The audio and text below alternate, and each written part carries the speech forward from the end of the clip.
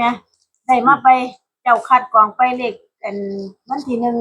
1 เดือน 6 พ.ศ. 68เดือน คัด หก กรองไป คัดแล้วเฮ็ดแล้วเฮ็ด2 มื้อมื้อวานก็เฮ็ดมื้อนี้ก็เฮ็ดลบหน้าลบหลังว่ามันใจละบาดนี่เด็กแม่ก็วิ่ง7 กับ 9เนาะวิ่ง9 กับ 7เนาะ เด็ก แม่ก็ รัฐบาล เด็กรัฐบาลนี่ล่ะ ทั้งวิ่ง9 กับ 7แม่นบ่วิ่ง9 กับ 7แม่จับคู่ได้หั่น60 72 92 95 96 กับ 77นี่เท่านี้ล่ะแนวทางข้างล่างก็คือ8เด้อพี่น้อง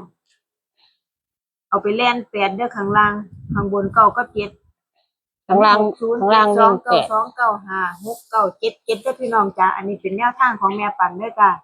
แนวทางแม่ปันวันที่1 เดือน 6 พ.ศ. 68เด้อพี่น้อง